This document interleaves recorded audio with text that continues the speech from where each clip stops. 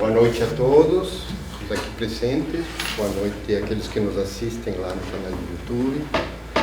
Eu queria, em primeiro lugar, dar as boas-vindas aqui ao professor Adilson, agradecer sua presença neste seminário, dizer que estes seminários ocorrem todos os semestres na disciplina de Arquivos de Memória e Direitos Humanos.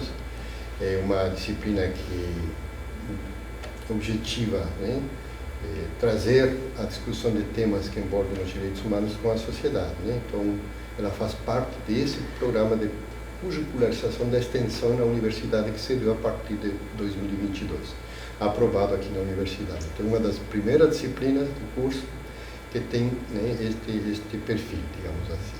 Embora este ciclo de seminários ele venha acontecendo há muito tempo já, vem acontecendo a partir de 2003, quando foram os primeiros seminários desta disciplina, em que sempre nós tínhamos convidados, enfim, para discutir.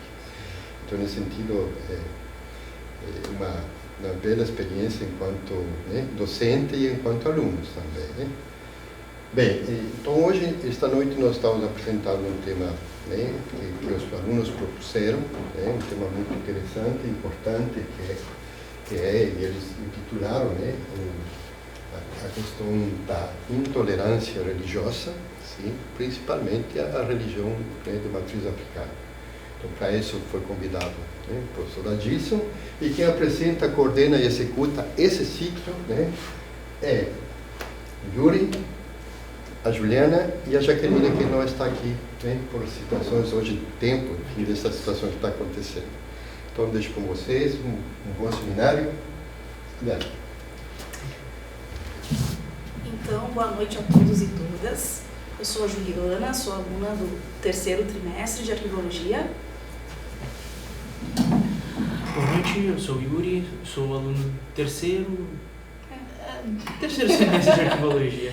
Entre o segundo e o terceiro, enfim, O nosso grupo vai apresentar, então, um tema que é extremamente pertinente para os direitos humanos, que é a intolerância religiosa relacionada aos arquivos religiosos. O Yuri começa falando? Certo.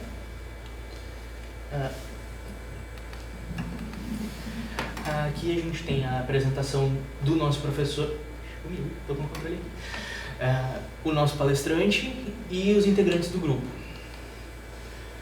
Para um primeiro momento, eu optei por trazer uma questão de legislação do nosso país, principalmente, para ressaltar algumas informações. A nossa Constituição, no seu preâmbulo, traz esse primeiro parágrafo. E eu destaquei algumas questões dele, que seriam os direitos da sociedade e os individuais. Liberdade, segurança, bem-estar. Igualdade e justiça a gente sabe que não funciona bem assim. Principalmente quando a gente tem que levar os outros em consideração. E a Constituição teria os valores que seguem ali. Uma sociedade fraterna e sem preconceitos.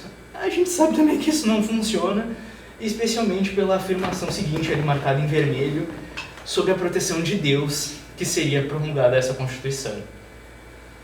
Apesar disso, no artigo 5º, ela prevê a igualdade de todas as pessoas, ressaltando todas as questões como segurança, igualdade. Não funciona muito bem. O artigo 5º, quarto? Obrigado. O artigo 4º dizendo ali que livre de questões religiosas e raciais. Novamente, não funciona bem assim.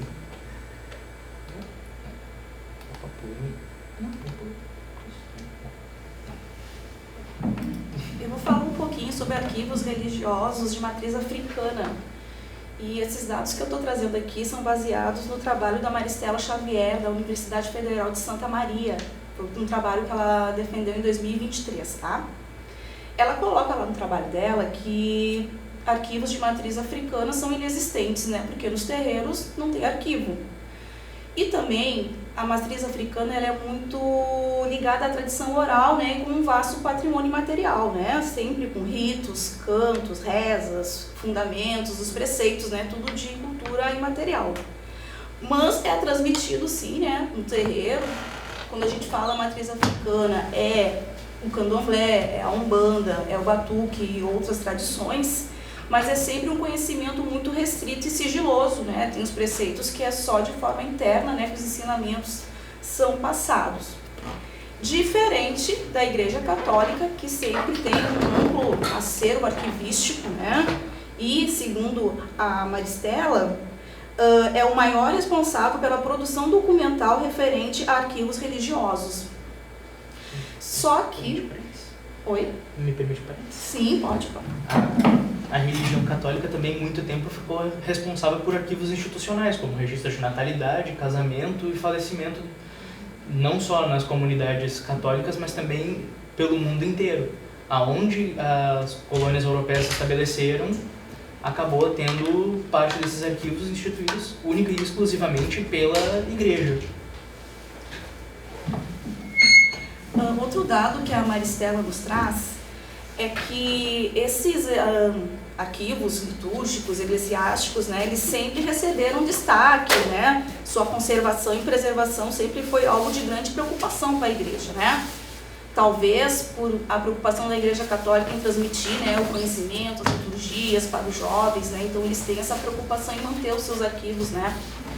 Quando a gente vai na Pergs e pesquisa e vai lá buscar uma certidão de nascimento, uma certidão de casamento, e não encontra na Pergs, eles sempre solicitam que a gente procure a Cúria Metropolitana, que lá talvez tenha, né, esses documentos que são necessários para quem precisa fazer cidadania, né, europeia, enfim.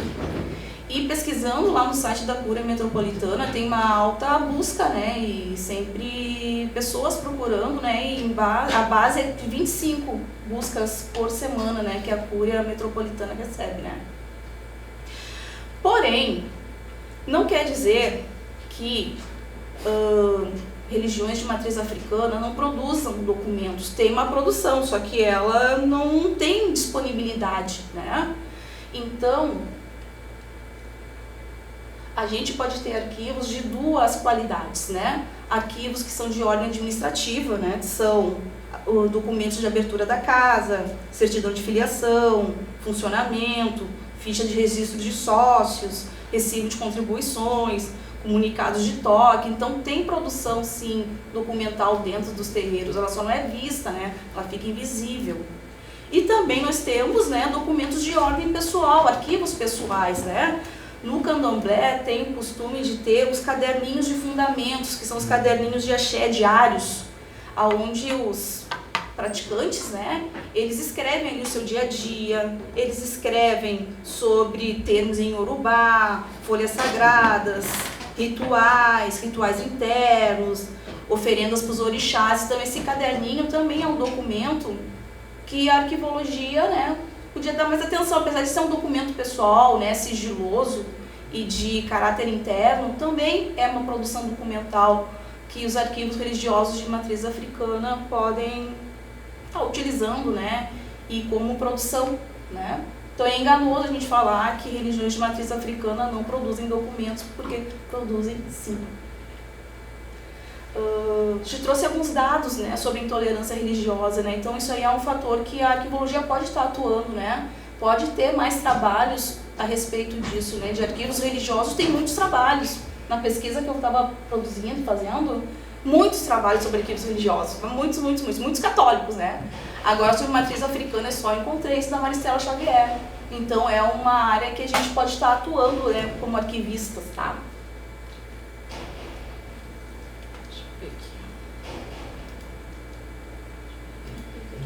Estava com o demérito aqui do lado do momento.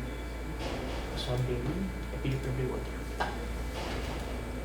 Bom, deixa eu ver. O que é intolerância religiosa, né, conforme o professor Sidney Nogueira?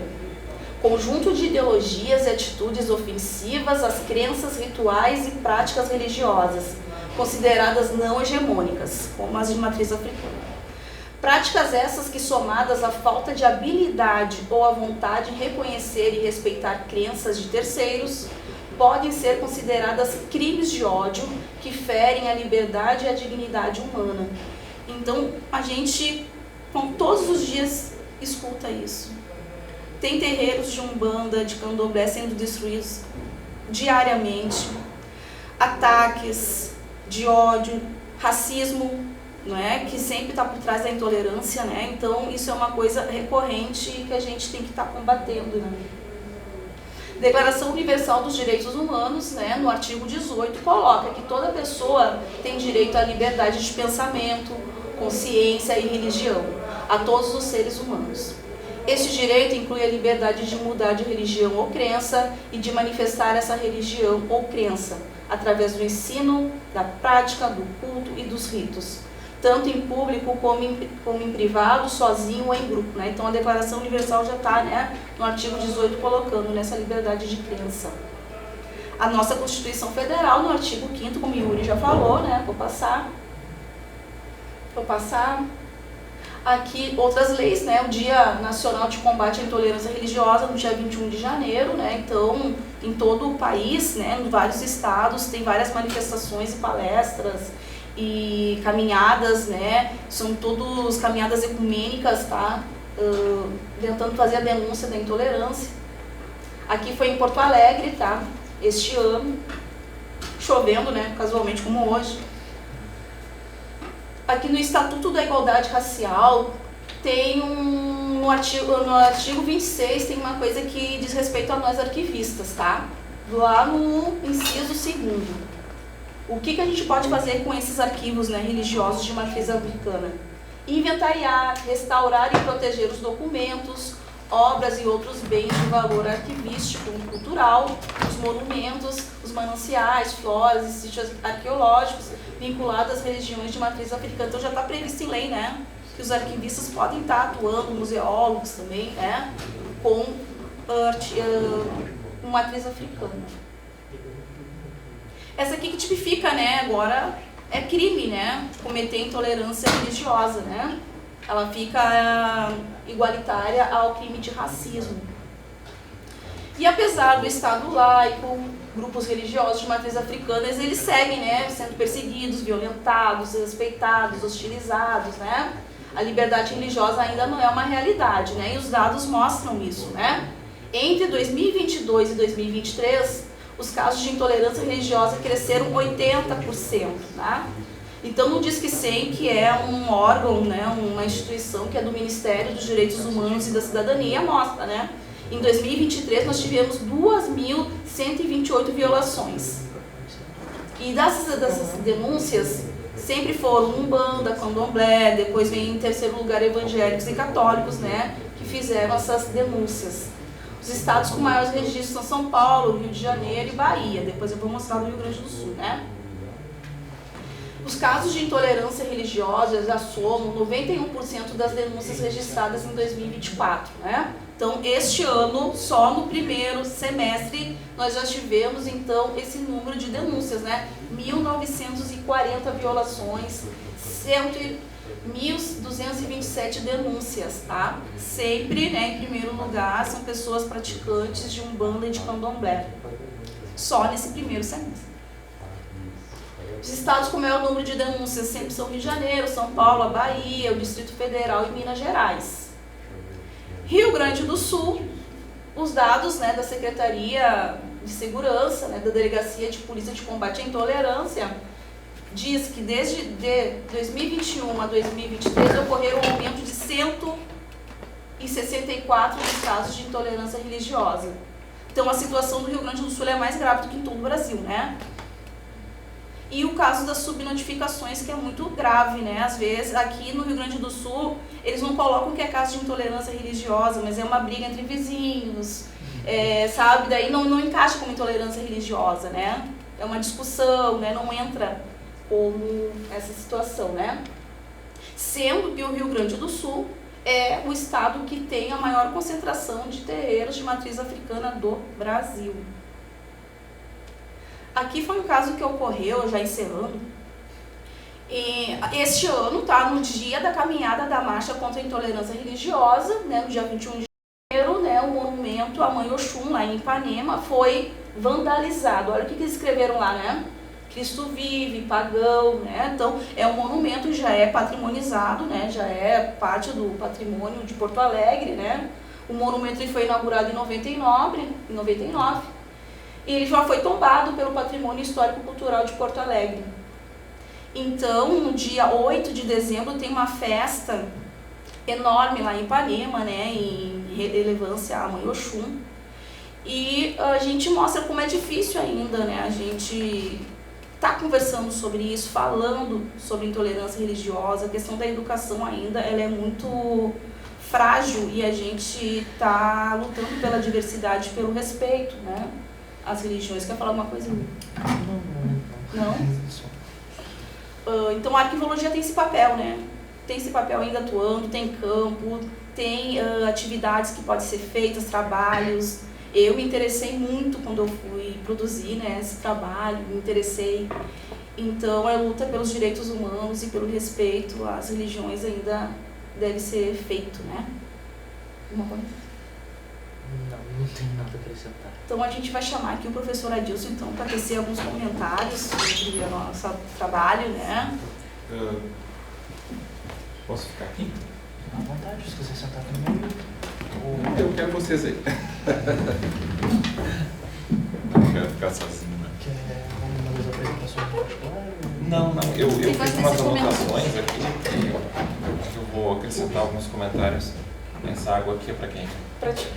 Bom, já estou com sede. Tanto pela água quanto pelos cartões.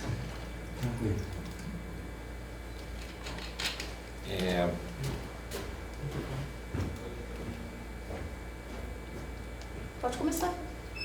Bom, eu não vou direto ao ponto, porque eu acredito que, em primeiro lugar, eu preciso dizer quem eu sou e de onde falo, certo? Quando a Juliana me convidou para participar com vocês aqui desse debate, dessa disciplina, eu fiquei muito feliz porque eu tenho uma trajetória pessoal que perpassa vivências religiosas diversas na minha vida, né? Eu vim de uma família que era kardecista, digamos espírita kardecista. Na escola, as escolas que eu estudei sempre foram escolas de freira, né? Escolas confessionais. Então eu fui, digamos assim, atravessado por estas demandas, né, de viver em um ambiente de religião hegemônica, cristã, católica. Toda a minha formação de ensino fundamental e médio, e não pensem que é porque eu vivia na classe média, não, a minha mãe conseguia bolsa, né, para mim e para os meus irmãos, para que nós pudéssemos estudar, né, nesse contexto. Então, o meu lugar de fala com relação às questões que os colegas trouxeram aqui, eu tenho essa, digamos assim, apesar de ser branco, né, o meu lugar de fala é demarcado por toda uma vivência, né, que em alguns momentos se aproximaram de situações, na minha infância pelo menos, de situações de medo e de vergonha de dizer que eu frequentava determinado ambiente, né? Apesar de não ser necessariamente ambientes de religião de matriz africana, né? Mas há 30 anos atrás, pouco mais, dizer que se era espírita ou qualquer outra coisa em ambiente católico, principalmente, era motivo de chacota ou de até medo de ser expulso da escola, porque se tinha bolsa, enfim, coisas do gênero, né? O resultado disso na minha vida pessoal é que eu estudei, fui para seminário, né? O meu ensino médio foi feito em seminário católico, em Curitiba, no Paraná. Fiquei por 5 anos vivendo aquela experiência que foi muito interessante. Na época em que eu estive lá, dos 14 aos 19 anos, após este período, decidi estudar algo que eu ia muito bem e gostava, que era o inglês, português. Me formei em letras português e inglês na Federal. Trabalho há 26 anos como professor de inglês, principalmente, e português também, mais recentemente. Mas sempre tive uma demanda interna de que eu precisava voltar a pesquisar, a resolver, pelo menos em primeiro lugar internamente, a minha questão religiosa, né? Tipo de crença, enfim. Levei muito tempo para entender que demanda era essa e como que eu queria atuar dentro desse cenário. Então, em 2018, após fazer um mestrado de informática na educação, de 2015 a 2018 no Instituto Federal, eu resolvi estudar ciências da religião. Muitos me chamam de teólogo até hoje. Não, mas eu não sou religioso, não sou teólogo, sou cientista da religião. E o doutorado atualmente que eu faço é na área de educação e estudos culturais. E embora a intolerância religiosa não seja um tópico específico com o qual eu trabalho, ele está dentro de uma outra área com a qual eu tenho trabalhado no momento, né, nesse ano principalmente, que é a área de ensino religioso em escola católica confessional, né? A vida foi e me levou de novo até este meio, só que por uma outra perspectiva já atualmente. Então, como cientista da religião e agora como pesquisador na área de estudos culturais, né, eu acabo tendo uma visão, digamos assim, diferenciada da maioria dos meus colegas que atuam na área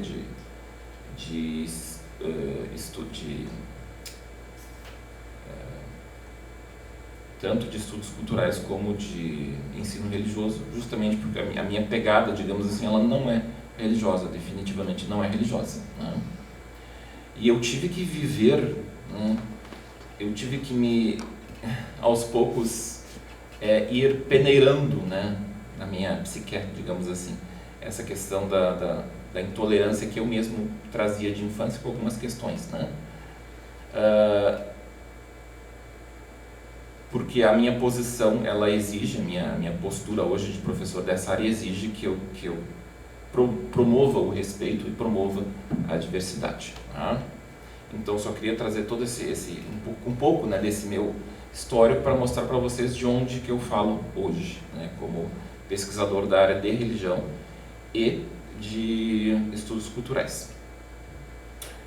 Os colegas trouxeram uma apresentação voltada para a arquivologia, que é o curso de vocês, tá? E eu tenho alguns comentários aqui com relação aos dados, não aos dados necessariamente trazidos, né, mas algumas questões levantadas pelos colegas, né. A religião de matriz africana não tem arquivos, falou a Juliana. Sim, nós estamos falando de religião de tradição oral, né? Claro, hoje nós temos pesquisadores, tem um grande sociólogo no Brasil que se dedica muito às religiões de matriz africana, o Reginaldo Prandi, uma grande referência, né? Eu imagino que tu conheças. Conheço. Né? Eu admiro muito o trabalho dele, sobre os orixás, enfim, tem muito registro sendo feito hoje, né, sobre as religiões de matriz africana, e isso me deixa muito feliz, tá? Eu troco muitas ideias também com o colega o Walter Lippold, que também se dedica bastante à pesquisa da religiosidade na África e em outros âmbitos. Inclusive vou fazer comentei contigo, né, Joana, vou participar do Uniafro em breve, que a própria URGS promove, né? Eu acho que é a extensão, né? É uma extensão. É uma extensão, certo?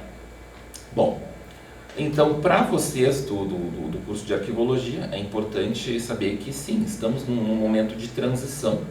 Por quê? Não é porque os pesquisadores, digamos assim, estejam dando voz, né? É um modo muito comum da gente falar, né? Estão dando voz aos praticantes de religiões de matriz africana. Não estão dando voz, né? Estamos dando ouvidos, né? E eu vejo, no meu próprio curso de Ciência da Religião, tivemos uma disciplina de relações étnico-raciais. A professora era negra, as leituras eram produzidas por pesquisadores negros, então isso faz muita diferença, né? é como se a chave de leitura que a gente precisa para interpretar aquela produção, aquele material, fosse de uma outra hermenêutica, né? Se eu fosse falar em termos filosóficos. Tem um babalorixá que fala, deve se conhecer, não sei se é o Hendrix, quem que é? Hendrix. Deve ser. Que ele comenta que é preciso uma outra exunêutica, na verdade, para a gente compreender, né, essa nova leva de pesquisas, né, e arquivos também, né, que estão sendo feitos por pessoas de matriz africana, pesquisadores que praticam, né, e outros que, embora não pratiquem, estão pesquisando, né. Então a gente precisa de uma outra exunêutica, ou seja, não é mais Hermes, o deus que define essa chave de leitura, já é o Exu, né? Um outro termo, inclusive eu adoro esse termo que ele criou. Vocês falaram que a Igreja Católica sempre foi responsável pelos arquivos litúrgicos, eclesiásticos, dados, registros de pessoas, nascimentos, casamentos, enfim, vários registros, né? E é interessante que, posso estar enganado, mas uma das instituições responsáveis pelo banco de dados mais rico em termos de registros de nascimento e morte, onde eu pesquisei e montei minha árvore genealógica, no site Family Search, eles são da Igreja de Jesus Cristo dos Santos dos Últimos Dias, os mormons. É interessante isso. É claro, para eles há razões específicas da doutrina deles, né, que os faz querer saber, afinal de contas, de onde vem cada um deles, né, qual é a sua história, seus ancestrais e tal. Tu falaste da Cúria Metropolitana aqui em Porto Alegre como um órgão que também detém esses dados.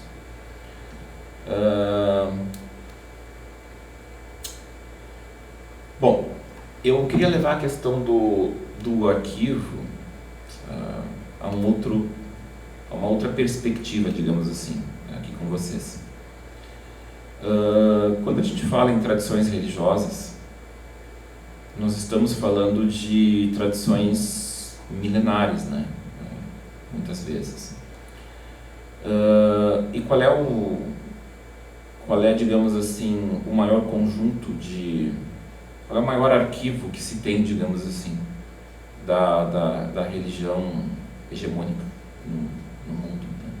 Eu não vou dizer que a religião cristã é hegemônica no mundo, né? Pelo menos no Brasil ela ainda é, né? No mundo a gente tem o islamismo crescendo vertiginosamente, né? Enquanto religião. Sobretudo na Europa. Precisamente a Europa está avançando. O islamismo está, de certo modo, avançando. Sim. Isso tem gerado bastante problema de xenofobia, intolerância religiosa e outras que a gente sabe pela mídia. Eu diria que a França é um dos alvos não, é um local onde isso acontece muito, né? Portugal também, muitos casos de xenofobia e outros, embora o tipo de intolerância que se tem nesses locais seja um tanto diferente, né, do que se tem aqui no contexto brasileiro, né? Mas os maiores arquivos que a gente tem em termos de cânone, né, são os livros tidos como sagrados, né? Bíblia, Torá, enfim.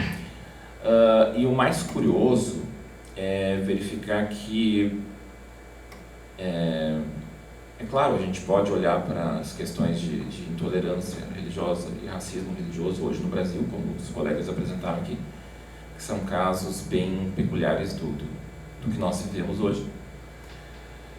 Mas se nós ampliarmos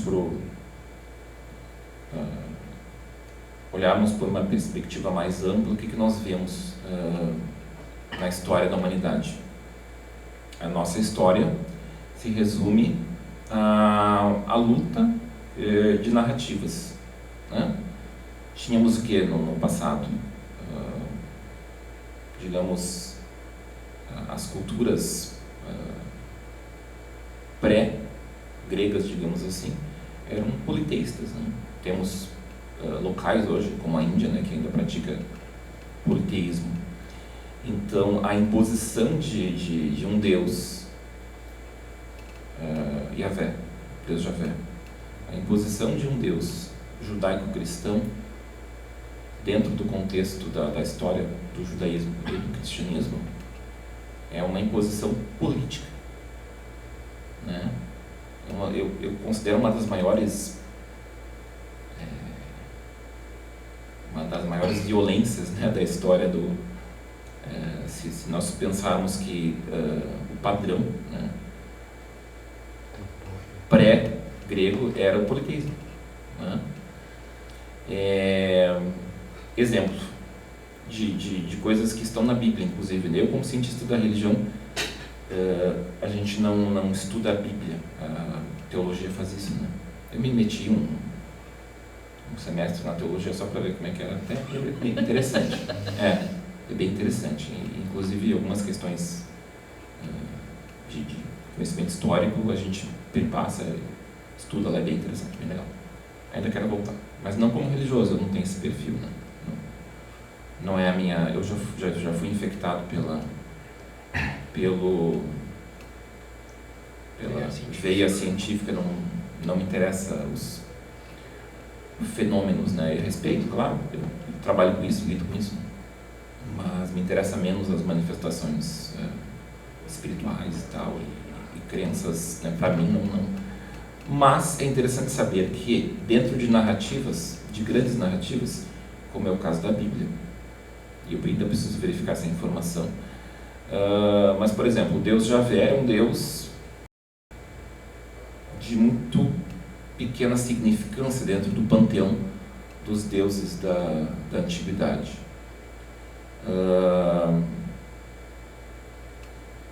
Se eu fosse comparar Javé com os outros deuses no panteão em que ele se encontrava, talvez ele fosse um cupido comparado a Zeus, digamos assim, de tão pouco significativo, né?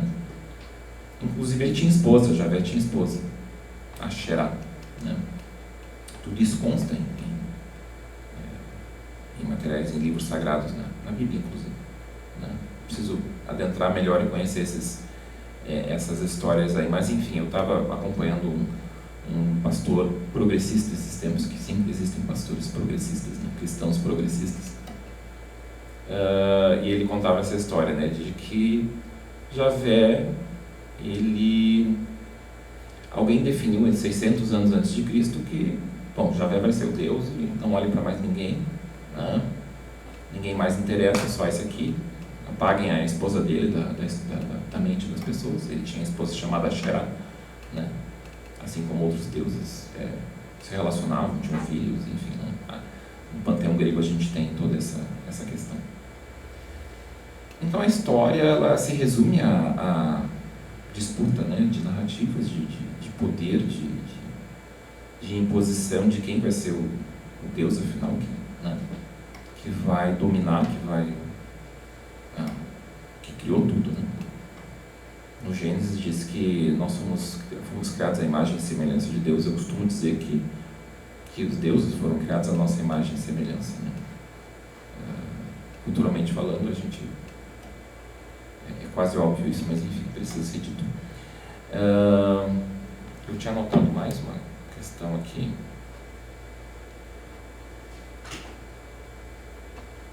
Sim. Oi? Tu fez algum curso de filosofia também? Sim. Eu fiz filosofia antes de fazer letras. No seminário. Que bom que te parece que eu fiz, porque eu fiz. Isso me deixa muito feliz.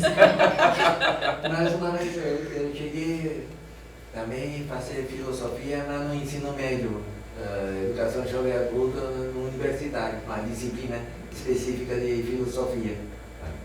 Sim. A minha maior tristeza na adolescência, 18, 19 anos, foi sair do seminário e ter que sair do curso de filosofia. Foi mais triste do que todos os amores que eu perdi na minha adolescência e juventude. Eu fiquei bem triste. Claro que mais tarde eu vinha a entender que aquela paixão que eu tinha também poderia ser vivida por outras ciências de outras formas. Afinal de contas, eu estava endeusando um jeito de estudar, né, que eu gostava, né, bastante. Eu fiz no seminário, os professores eram muito bons, maravilhosos. E parte da minha leitura de tudo isso que eu trago, sim, ela tem, de algumas maneiras, um recorte, um formato que a filosofia me permitiu ver, né?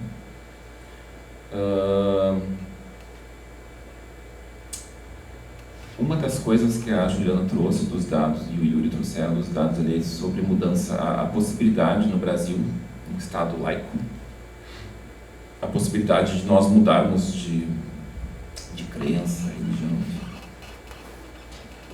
É interessante perceber que, por mais que a gente tente se desconectar, às vezes, de determinada narrativa, prática, doutrina, nós já somos, inconscientemente, aí eu entraria na psicanálise também, mas enfim, vou tentar evitar, nós já somos atravessados por um ethos que tem um padrão, né? Se eu me disser como ateu, por exemplo, eu sou ateu a qual Deus? Esse Deus é o Deus judaico-cristão, é o Deus judaico. Pelo menos no contexto latino-americano, influenciado por uma colonização europeia, né? E eu gosto de olhar por essa perspectiva, porque parte do estudo que eu faço, ele é decolonial, eu tento fazer essa leitura hoje, né? Então nós somos atravessados por um ethos, um modo de pensar e fazer e estruturar nossa vida e nosso olhar, que ele é cristão. Ele é cristão. Católico, em boa parte, mas ele é cristão. Exemplo, certa feita estive na Turquia, acho que a Juliana deve conhecer essa história, não sei se lembra. Conheci uma moça e fui para lá. Ignorei total o fato de que era uma outra cultura, embora não árabe, mas muçulmana, eles são muçulmanos, né? A religião que domina na Turquia, né? E a moça dizia, não, eu não sou religiosa, meu pai não é religioso, enfim, e eu, não, legal, ótimo. Fui lá conhecê-la, foi difícil, ela já era, né, uma mulher, assim, mas tive problemas, digamos assim, para chegar até ela e tal, ela poder sair de casa, questões assim. Mas o que mais me impressionou naquela ocasião, isso era 2010, foi o fato de que eu cogitei ficar por lá. Naquela época eu tentei fazer isso como uma forma de aventura para mim, né? Tentei ficar por lá. Consegui um emprego, mas não assumi. Foi questão de uma semana que eu fiquei e voltei. E num dado momento, na conversa com o coordenador que iria me contratar, ele disse assim, ok, tu tens que trabalhar de sábado a quinta. Aí eu pensei, sábado a quinta, como assim? O sábado é como se fosse então a segunda. Eu disse assim, trabalho domingo também? Sim. Sem me perguntar mais nada. Ou seja, eu tinha ignorado que eu estava em um contexto muçulmano, né? Que não era cristão, embora na Turquia haja essa convivência, a dupla convivência do cristianismo com outras religiões, inclusive ortodoxas, né? Mas o domingo para eles não é sagrado, como é para o Ocidente e para nós latino-americanos. Eu não nos incluo no Ocidente porque eles não nos incluem, não sei se vocês sabem, né? Suponho que sim, essa é uma outra reflexão. Nós não somos Ocidente, para os Estados Unidos, para a Europa, assim, nós somos latino-americanos. Mas naquela ocasião eu fiquei muito surpreso e me imaginando ter que trabalhar no domingo me deixou muito triste.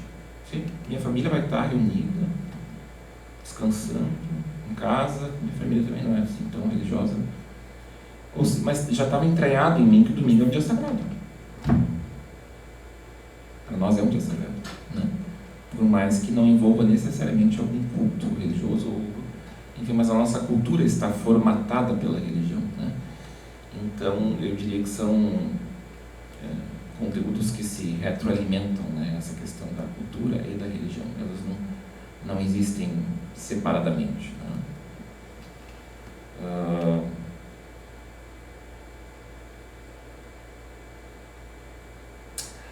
No Brasil, o que nós vivemos? Os dados que os colegas trouxeram dão conta de que houve um aumento de quanto por cento de 2022 para 2023? 80%?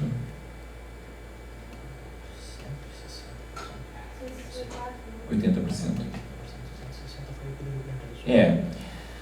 Bom, há várias coisas a considerar. Primeiro, a subnotificação no estado do Rio Grande do Sul, né? Muito provável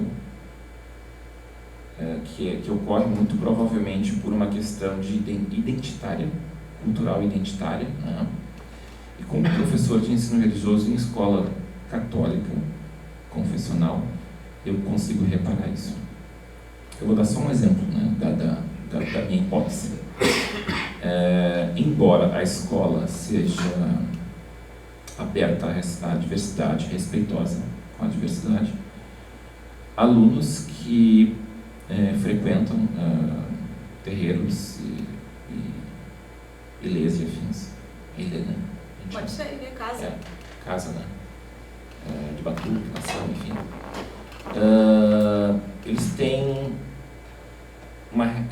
têm receio de se manifestar. Por mais que saibam que eu sou respeitoso também com a diversidade. Isso só ficou evidente para mim por comentários de outros professores dizendo: na tal turma tem tantos ubandistas. Eles não me falam. Será que eles olham para mim e pensam que eu sou um representante da moral cristã? Não sei.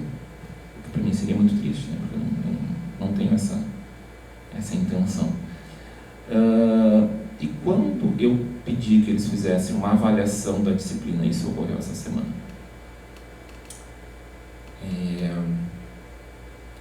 por meio de expressões artísticas que eles poderiam escolher dentre várias possibilidades que eu dei,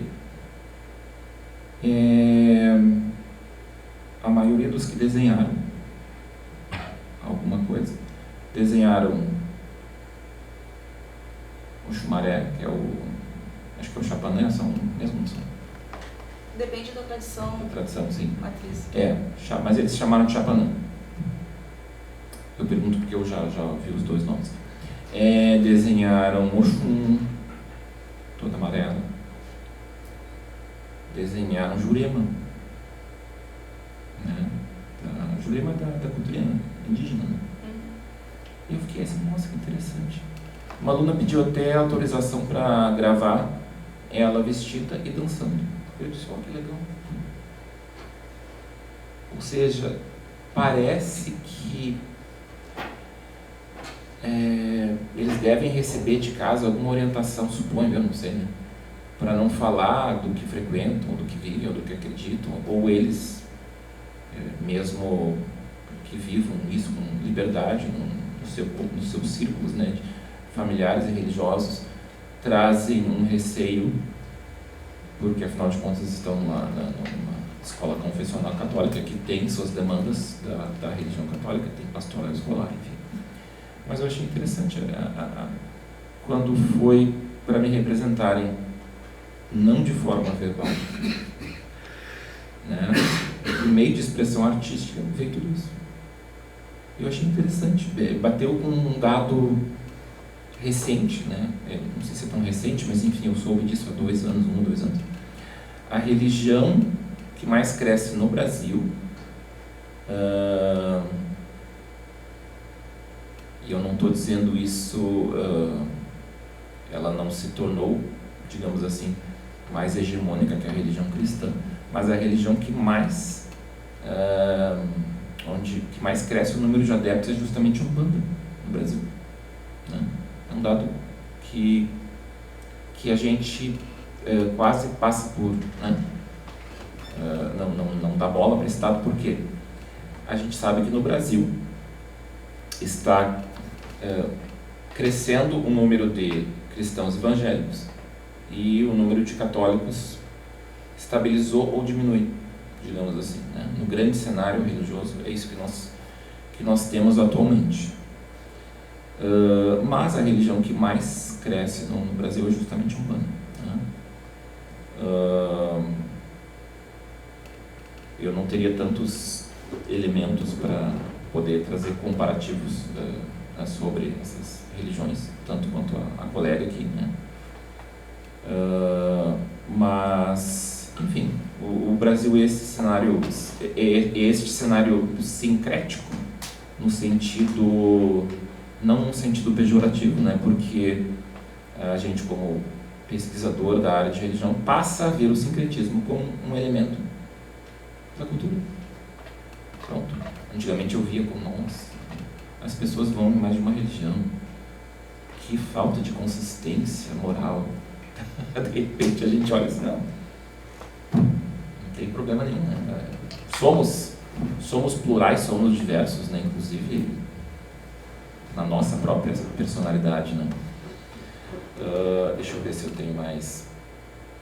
Eu sou professora de ensino religioso na rede pública municipal e sempre no final da aula é que eles me procuram para falar que eles são de matriz africana. Sempre no final nunca durante a aula eles assumem. Sempre no final da aula, com todos os colegas já saíram, não, professor, eu sou de matriz africana, sabe? Eu sou ubandista, sou da nação, sou do batuque, né? Eu sempre assumo a minha religião para eles também. Eu sempre assumo, não, eu sou umbandista. Que é a primeira pergunta que eles fazem, né? Que religião tu é, professora? Eu sou umbandista, não tem problema nenhum em assumir. A sala de aula é um lugar seguro, é um lugar plural, é um lugar onde a gente respeita a diversidade, né? Sempre falo isso para eles. E é sempre no final só, né? Mas a gente tenta manter sempre o respeito e a educação, né? Que eles estão lá para conhecer, né? As outras religiões, as outras vertentes para respeitar. A gente sabe muito que a intolerância ela vem da falta de conhecimento, né? Exatamente. Então a escola está aí para isso, né?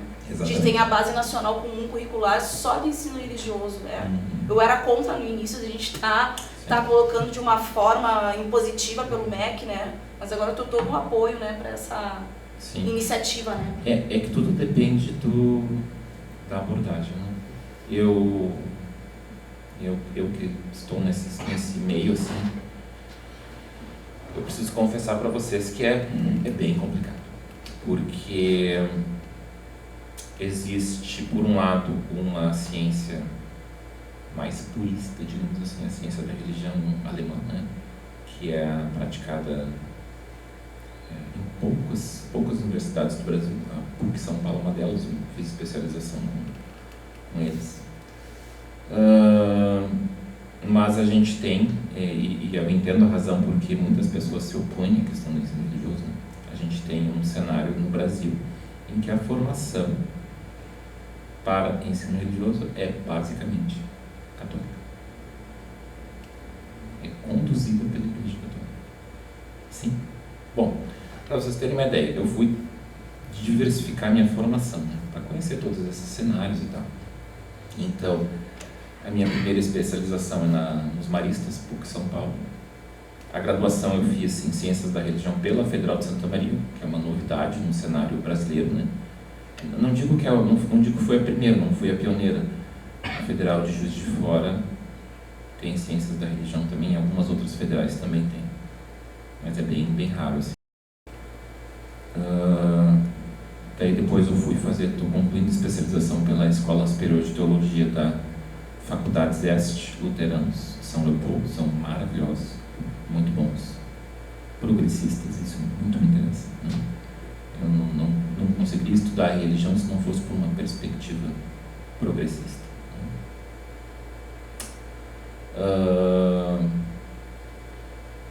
E uma das outras, a terceira que eu vou fazer, ela é oferecida por uma universidade franciscana.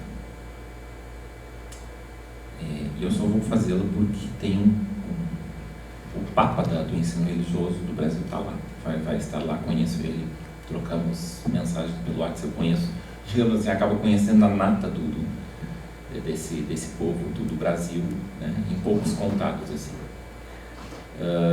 Mas é bem complicado, a gente tem que ter uma certa tolerância, assim, com aquilo que a gente não concorda, com aquilo que a gente não gosta. Alguns chamam de intolerância reversa, né? Ao cristianismo, né?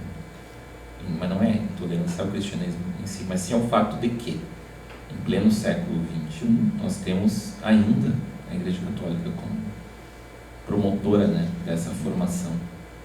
E isso é uma crítica que se faz dentro do cenário de ciência da religião. Eu faço essa crítica e tal. Mas, enfim, o nosso cenário é esse, né? Então, é uma luta, digamos, eu tenho uma militância, né, pessoal, quase como que uma formiguinha, né? Formiguinha não, um passarinho tentando apagar o incêndio. A gente se sente minúsculo, né? Nesse cenário em que a religião hegemônica cristã, ela quase que te engole, né? Mas enfim, se ninguém fizer nada, e aí vem minha crítica, né?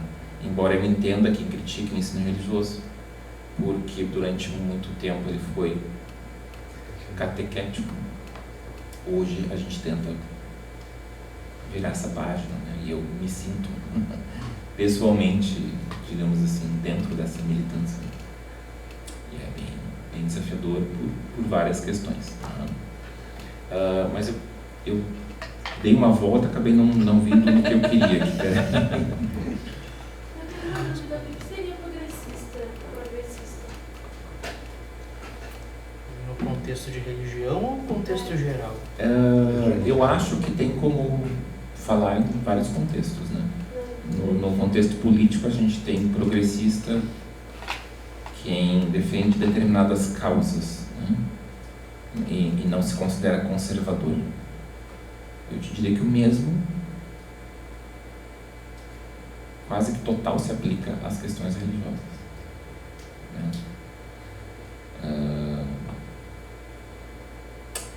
Quando a gente analisa discurso, só vou citar para teres uma ideia. E já vou trazer o último assunto que eu ia comentar aqui, que resume, digamos assim, engloba essa tua dúvida. Tu estás em qual semestre? Terceiro da tipologia. Terceiro, tá. No Brasil, nós temos, grosso modo, uma ala conservadora e uma ala progressista.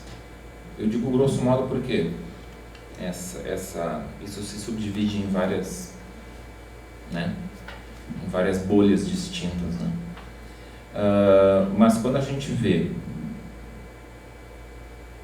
a esposa do ex-presidente, vou tentar não falar em nomes aqui, a esposa do ex-presidente num evento, isso foi em fevereiro de 2023 ou 2024, eu acho que foi deste ano.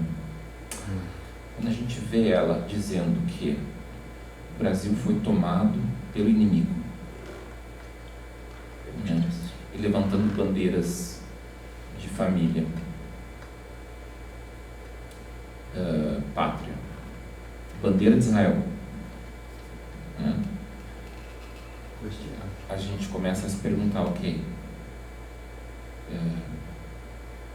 o que é isso, né?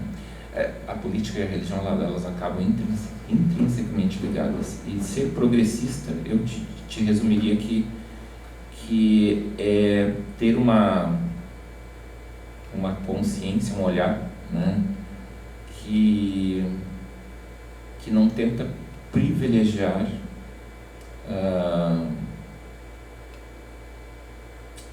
um jeito único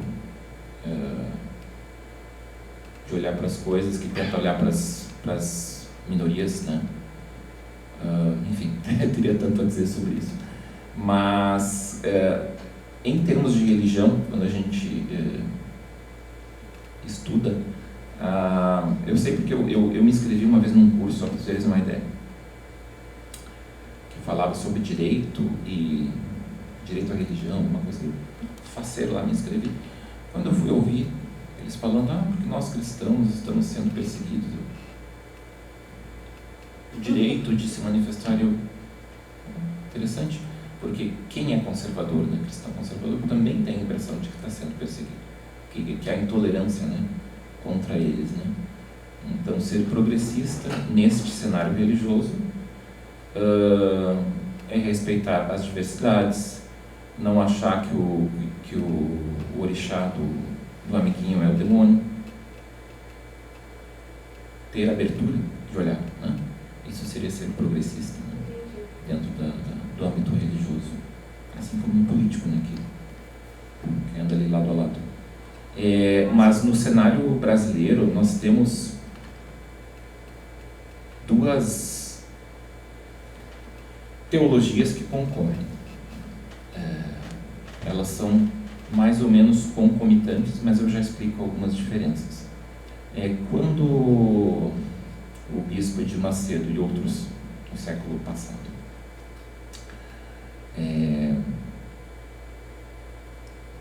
trazem ou criam religiões, as igrejas, não religiões, a religião continua sendo a cristã, as igrejas, né, pentecostais ou neopentecostais,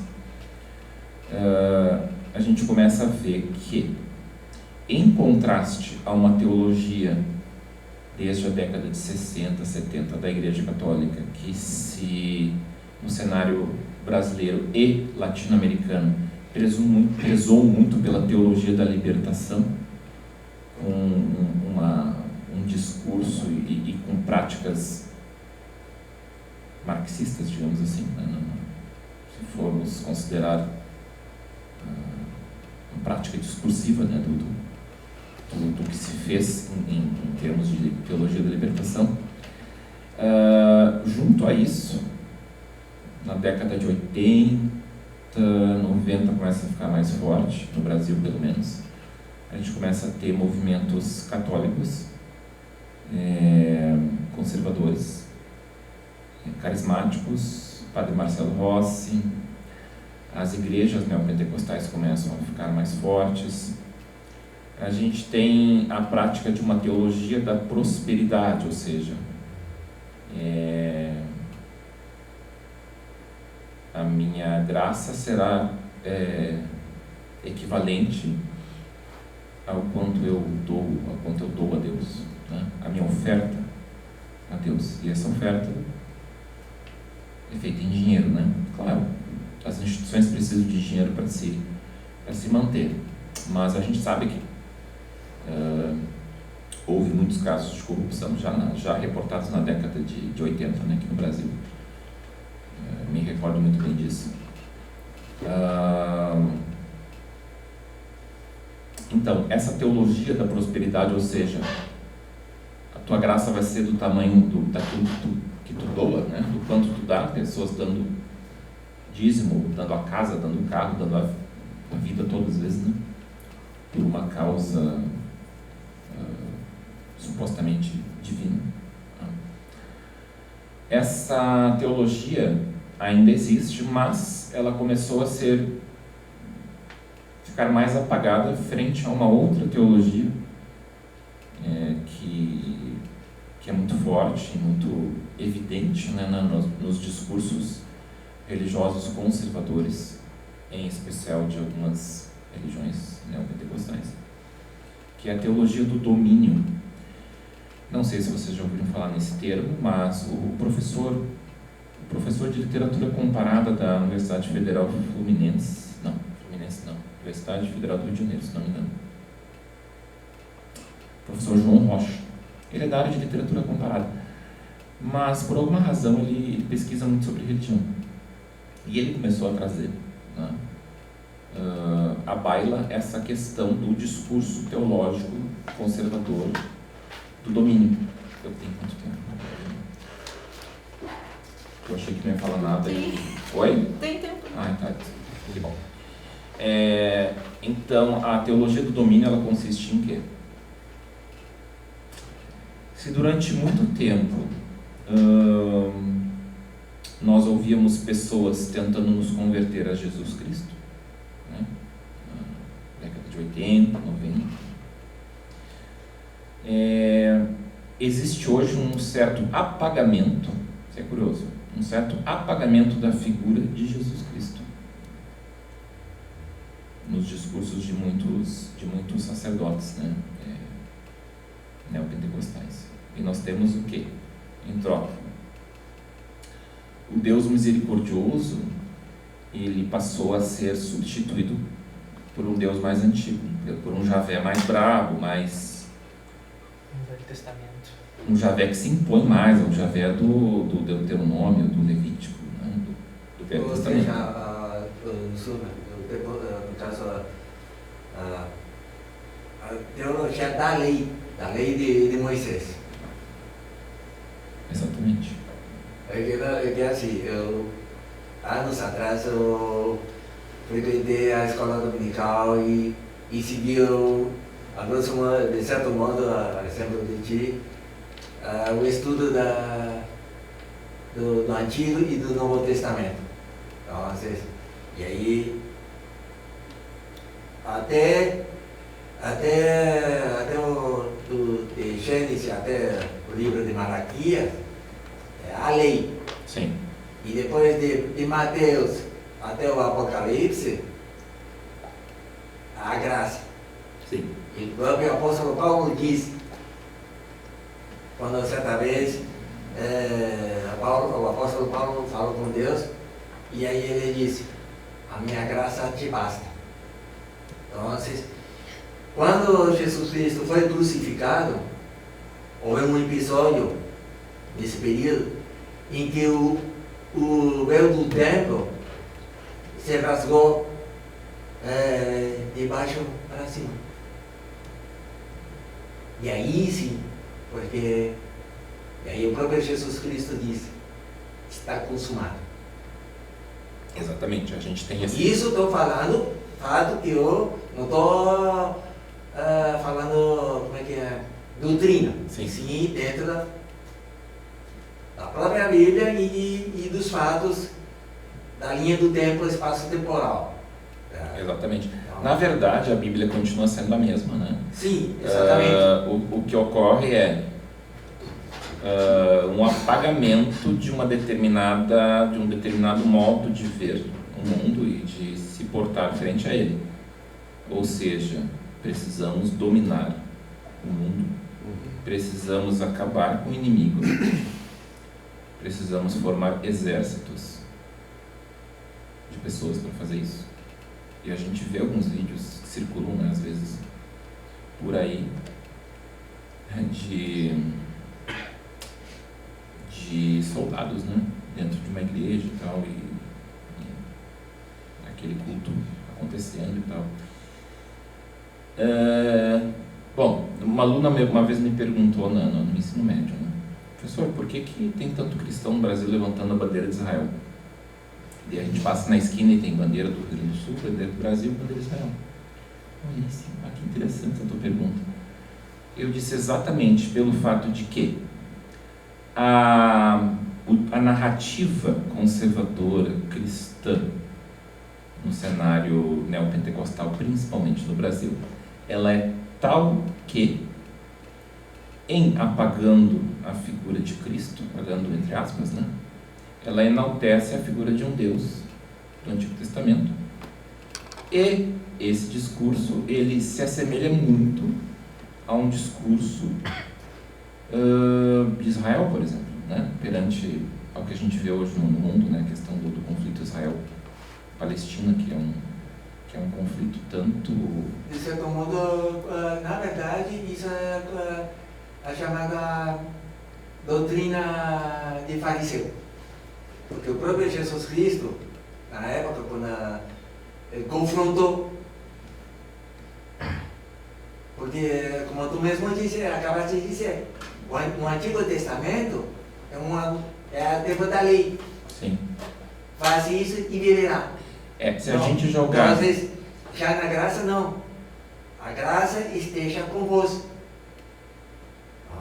Eu tenho Jesus Cristo. Isso que tu estás falando, trazendo, a gente em ciência da religião, a gente costuma fazer um recorte que a gente considera o êmico e o ético. O que é o êmico? Tu estás falando de dentro né? Tu estás trazendo um relato de dentro da doutrina, né?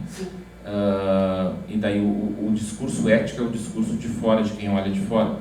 Às vezes a pessoa pode conhecer a religião de dentro e ainda assim olhar de fora, né? O olhar que tu tens com relação à religião determina a tua relação com ela, a rigor, né? E sim, se a gente olhar para aquela região hoje e jogar para o passado, parece que as forças se reproduzem de maneira muito, muito semelhante, né? Mas o que eu queria trazer com relação a Israel, por que eu trouxe essa questão, esse exemplo? O discurso neopentecostal brasileiro, ele se assemelha muito ao discurso, quer dizer, e aí que a gente tem que fazer uma ressalva, né? Ele se assemelha muito a um discurso que eles imaginam que Israel tenha, né? Uma crença que eles imaginam que Israel tem. Tanto que uma vez perguntaram para uma senhora, mas por que bandeira de Israel? Porque eles são cristãos como a gente. Só que não. Só que não. Então, só deixa eu encerrar essa parte aqui.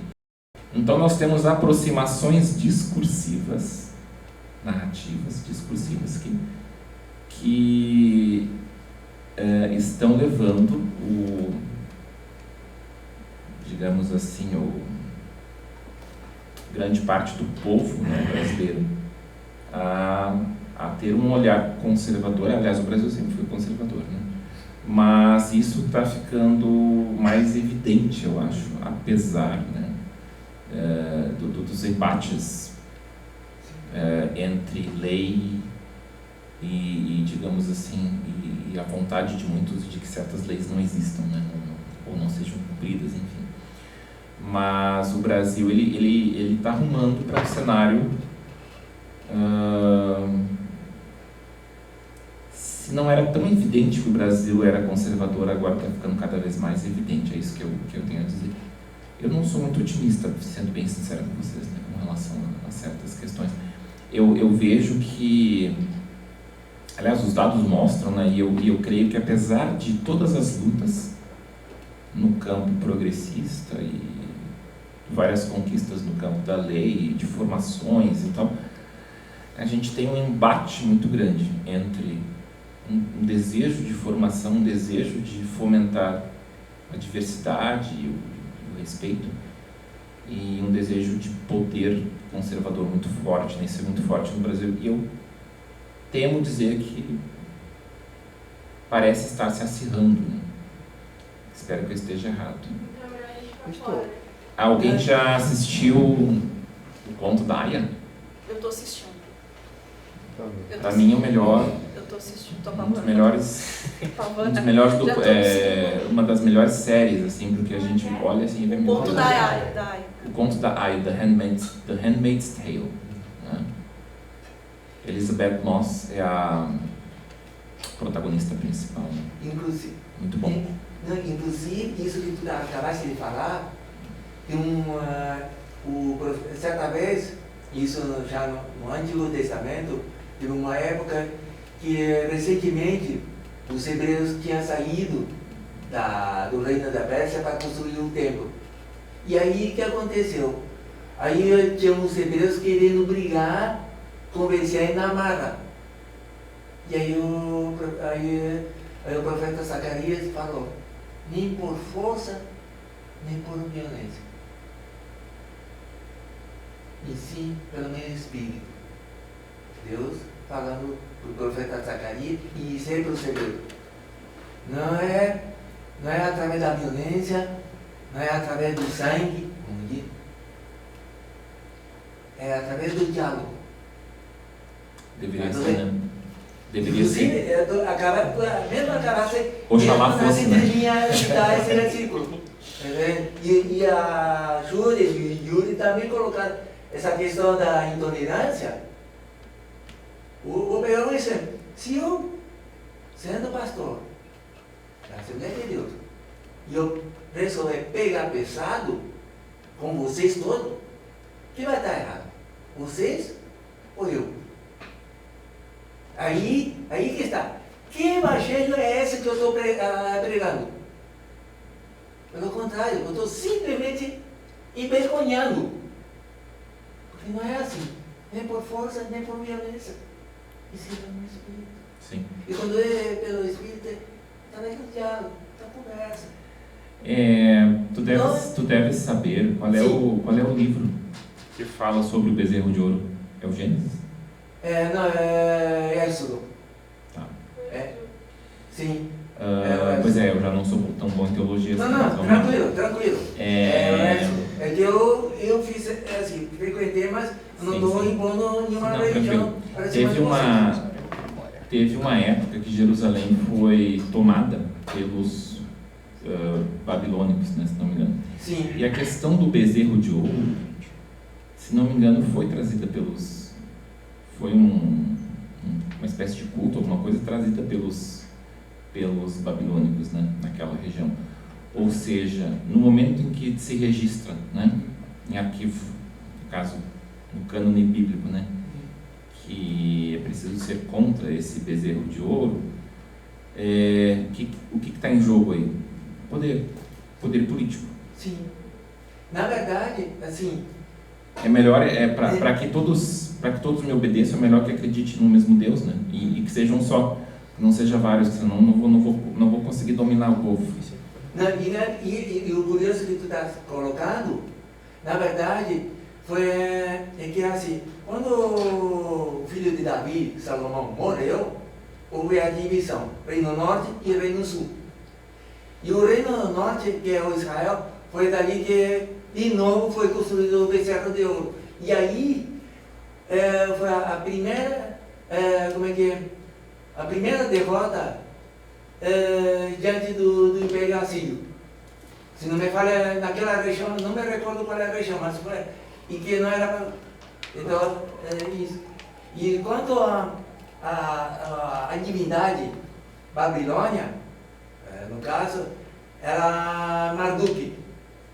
Então, e a divindade feminina, Ishtar. Eu estou falando um pouco do pouco que eu sei. Estou bem...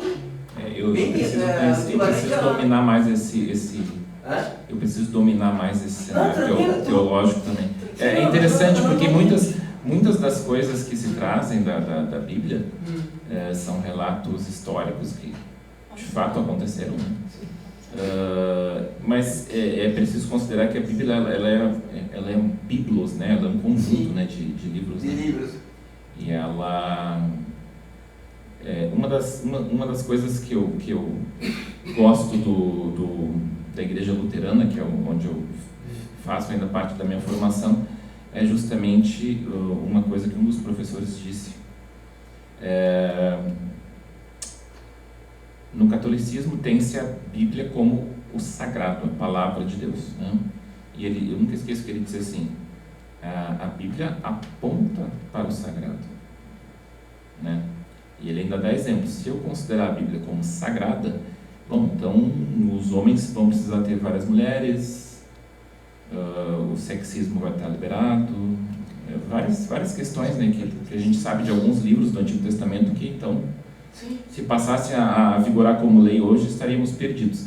Então, ela traz etos específicos daquela época, né, visões e leituras específicas daquela época.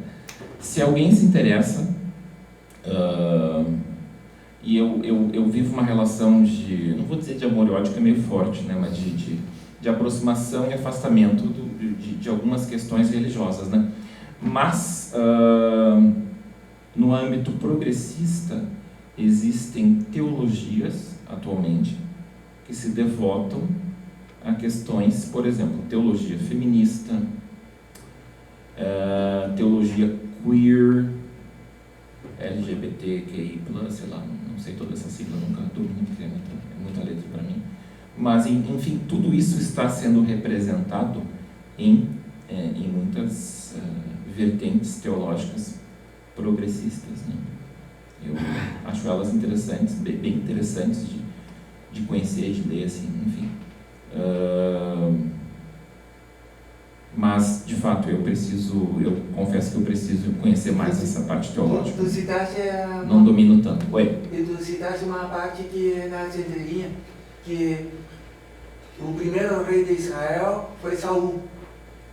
E aí, só que o povo de Israel, na época, unido, pediram. E aí, sabe o que Deus falou?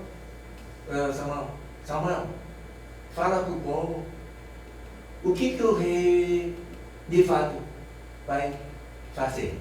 O rei vai ter escravos, vai tomar seus filhos, suas filhas, vai casar com inúmeras mulheres. E assim, sabe? Deus enumerou, porque Deus, a princípio, era contra. Né? E aí o profeta Samuel ficou comigo, aí Deus está com isso. Samuel, eu não rejeitaram você. Tu sabes que nesse sentido, sim, isso que eu tô nesse sentido, eu gosto de olhar para a Bíblia, não por dentro de nenhuma doutrina, né? Não. Eu gosto de ver o quanto ela mostra que o Deus representava aquilo que os homens tinham de hábitos, de cultura, de preconceito, né? Deus era poderoso, ele ia mandar matar, mandou, eu não sei se era Davi, não me recordo quem que Deus mandou matar o filho e tal, ele quase matou, mas não matou. Enfim, quer dizer, todas essas questões eu gosto de olhar, como diria Walter Benjamin, né, a contrapelo, né? Ler a história, inclusive da religião, né? Ler a contrapelo, assim. Sim, no caso seria, primeiro foi Abraão e o segundo foi Jefté. Só que Jefté fez um voto que terminou com a morte prematura da filha. Não, que a Bárbara me... Eu estou ficando com vergonha aqui porque eu não sei te responder essas coisas, não sei me posicionar com relação a essas questões. Vamos para as considerações finais. Sim, não, mas sei que é isso, estou apenas colocando os fatos... Não, mas é importante conhecer essas narrativas, sim, com certeza. Bom, eu já trouxe os comentários que eu precisava com relação à apresentação dos colegas. Eu não sei se tem direito a perguntas, dúvidas, comentários, eu não sei como é que está o tempo, eu nem sei que horas são. Deixa eu contar que eu viajei na... Abriremos para mais perguntas. Eu tenho mais que pergunta, uma colocação de fato histórica, que tem a ver do ponto de vista sociológico. Como que as religiões, não é como, né? A gente sabe. Por que se omite sempre o elemento econômico? Né? E nestas análises, né, que se fazem a respeito das religiões, enquanto poder, eu não sei se isso também é fazendo entender, né? Enquanto a constituição do Estado e qual é o instrumento que estas religiões, a partir de determinados princípios teológicos, né, são utilizados como instrumentos de poder, né, enquanto dominação. Você colocava uma questão que me pareceu interessante. Né? Olha, hoje existe a intolerância sempre existiu a partir das questões hegemônicas. Sim. Em todo sentido. Né? Seja cultural, seja religioso, seja econômico, enfim, racial.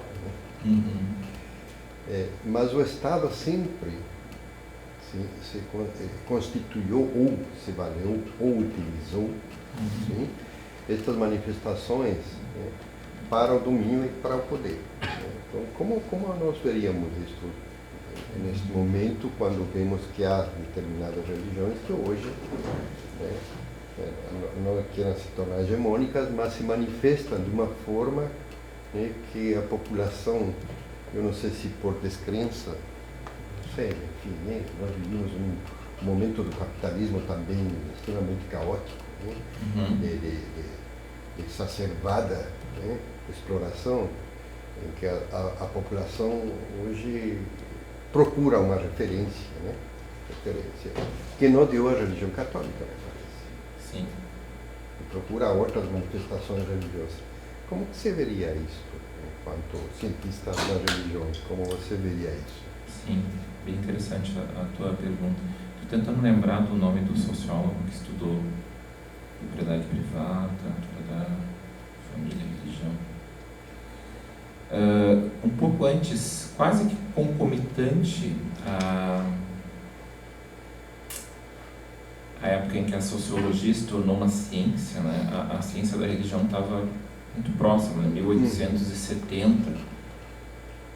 A primeira cátedra de ciência da religião da Alemanha foi em 1870. Nessa época já se pesquisava assim, a religião a partir de uma perspectiva econômica. Gente, me fugiu os nomes porque na ciência da religião... Oi? Max Weber. Acho que foi isso. Weber, né? Acho que foi Weber. Ou o Durkheim, Karl Marx. Não, Durkheim não, ele aborda né, mas quem mais se dedicou a essa análise de início foi o próprio Weber, né? A gente costuma dizer, em primeiro lugar, que para a ciência da religião, a sociologia e a antropologia são indispensáveis, porém insuficientes, a partir de um determinado momento, de questão de método de análise e tal. Mas, sim, a gente olha para a sociologia em primeiro lugar, né? Uma das primeiras coisas que se faz. Tem hoje uma linha de pesquisa que, aliás, quando eu conheci, não faz mais de um mês que eu conheci, ela estuda justamente a questão da economia e da religião. Exatamente o que tu perguntaste. Eu acho que é a economia da religião, se não me engano é exatamente esse o termo. A religião é considerada neste âmbito uma commodity. Claro. Né? Eu não entendo tanto dos termos da economia, mas sim, tem uma área hoje específica olhando exatamente para essa relação. É bem interessante, né? A religião tem muitas, o estudo, a pesquisa sobre a religião tem muitas facetas. E essa é uma bem recente no âmbito da ciência da religião do Brasil. Eu conheço um rapaz em São Paulo que pesquisa isso, né? Claro, tem outros, né? Mas, enfim, é um tipo de pesquisa bem recente que está surgindo no Brasil. Mas sim, a gente olha para a relação entre Estado, religião, economia. Eu não sei te dizer, eu tenho medo de cometer erros por declarações anacrônicas, né? Olhando para o passado e dizendo, mas eles sabiam que iriam dominar o povo, fazendo acreditar nisso ou naquilo, não sei, né? Mas sim, existe... Bom, vamos olhar para os Estados Unidos. Qual era a doutrina principal? A igreja que dominou, que foi levada para os Estados Unidos, os calvinistas, né? E qual é a lógica, qual é o ethos, qual é a moral dos calvinistas? Trabalho duro irá me salvar, né? A gente sabe o que isso gerou em termos de economia para aquele país, né? Enfim, há muitas relações, sim, há muitas relações a se fazer. Eu temo não poder te dar mais detalhes, porque eu recém fiquei sabendo desse campo enquanto campo já de estudo, né? Mas é bem interessante, sim, essa relação. Muito interessante. Muito interessante. Eu acho que é necessário. E muito necessário, sim. Eu recém fiquei sabendo dela, mas é claro, quando se estuda a ciência da religião, a gente começa lá no Weber, né? Parte dele. Bem como tu disse, né? Enquanto não haja Não existe uma resposta a isso, se tornam anacrônicos as respostas, né? Exato. É isso. Eu não sei se vocês conhecem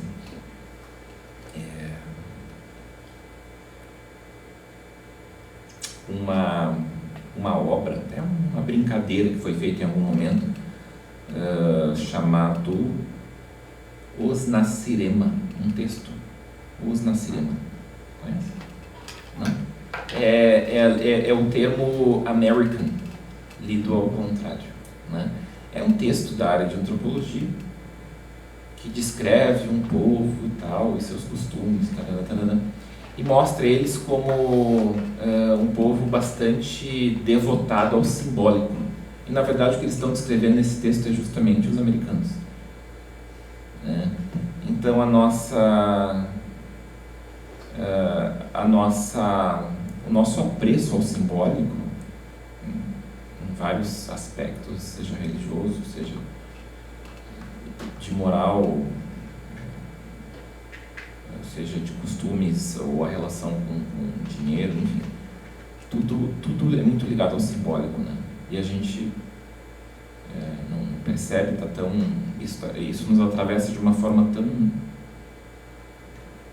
inquestionada, né, que a gente não percebe que nós somos muito guiados pelo simbólico, né? Inclusive na economia isso dá uma grande discussão. Enfim, não vou adiante porque eu, né, precisaria de mais leituras nessa área, mas é bem interessante. Bem interessante. Até para já respostas, hoje em dia o que menos temos é resposta. Toda esta esse Eu não sei processo. quem disse que é melhor. Sim, um provérbio do senso comum. Quando eu acho que encontrei todas as respostas, vem a vida e muda todas as perguntas. Mas é interessante, né, a gente saber fazer perguntas, né? Eu parei de querer encontrar respostas. Eu me regozijo na dúvida, de modo geral, assim. Eu não tenho desejo tão profundo até porque verdade é uma coisa bem relativa. Enfim, a gente daí vai para a filosofia, vai para a religião e blá blá blá. Então, a gente quer agradecer muito a tua presença aqui, professora Adilson. Foi muito importante a tua fala, os comentários para o nosso trabalho e enfim, a gente está transmitido, né, pelo YouTube e com certeza vai engrandecer, né, vai trazer mais conhecimento para o nosso tema. Muito obrigada. Certo. Eu que agradeço também a oportunidade de ter estado aqui com vocês.